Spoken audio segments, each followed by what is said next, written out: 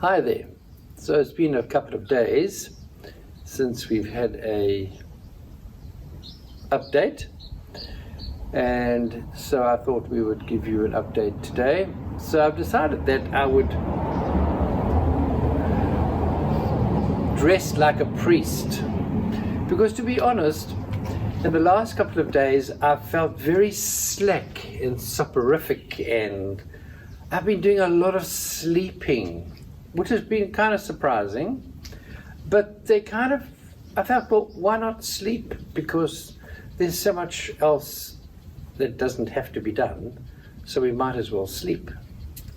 And so I've got myself into a little bit of a rut of getting up, coming late for Mass. Poor old Father David's got to do all the hard work after his weeding in the garden early in the morning, and then I rock up to Mass without my shoes on, and I do my updates in my civvy clothes. And so today I thought, well, let's brush it up a little bit. I don't know how long it's going to last, but we'll wait and see.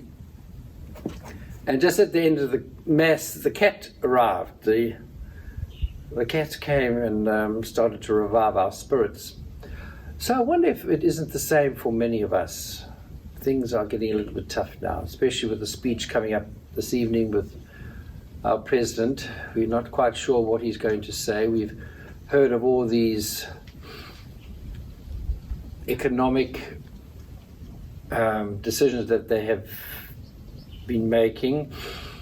Maybe you're as cynical as I am, and as we've seen that one little cartoon with Zuma saying, well, so where did you get this money? I didn't know about it.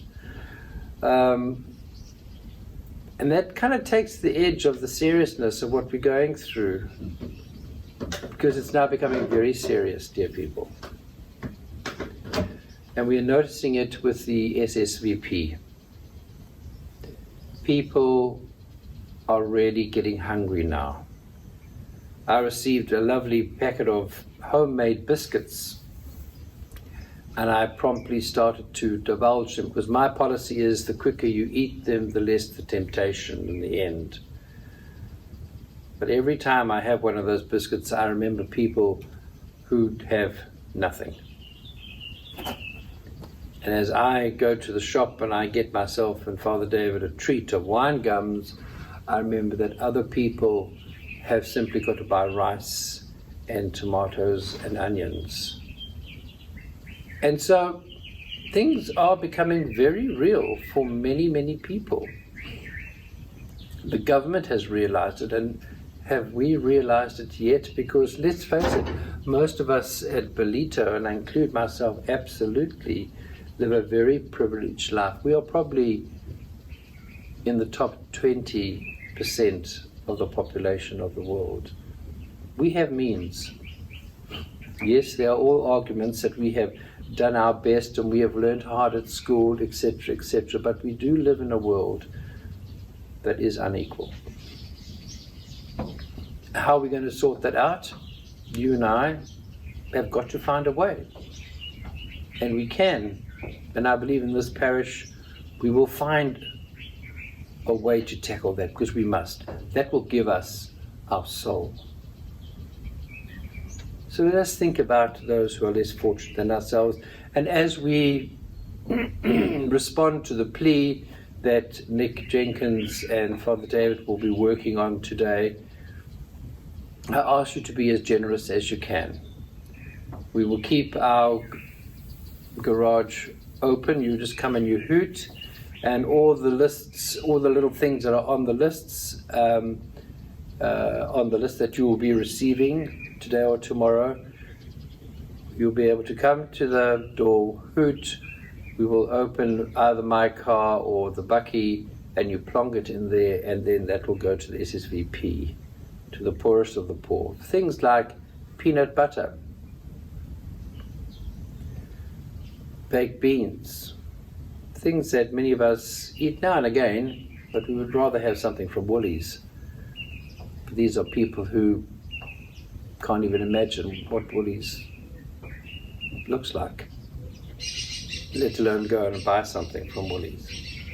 So let us make this real now. We have an opportunity, a real opportunity now. People are starving. We've seen the way people are starting to break the lockdown rules, and they're starting to steal and vandalize. These are angry people, and we have some part to play, I believe, as a human family. So as we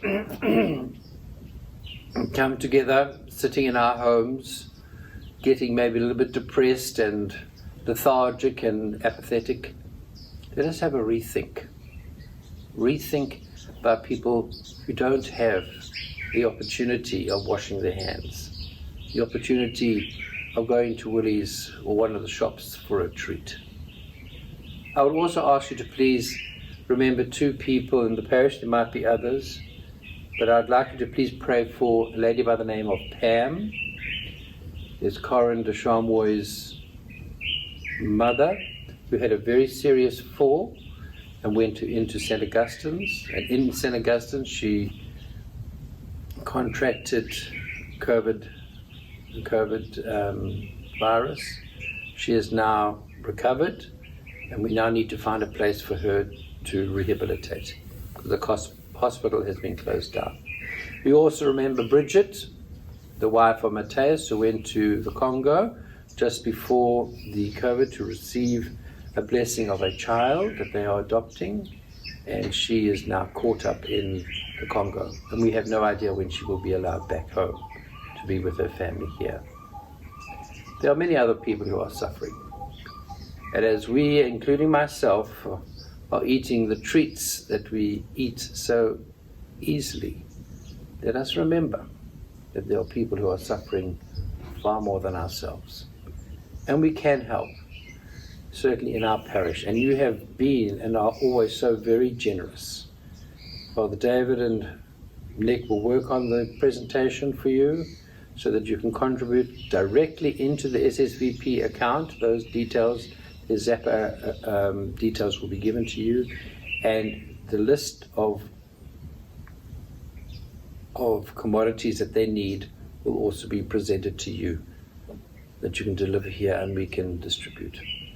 So let us really get into the spirituality of sodality, of this time of solitude in solidarity with all humanity. I bless you, and I thank you for your love and your support. You have our prayers, as I know you are praying for us. Enjoy the day and keep positive. God bless you. Bye for now.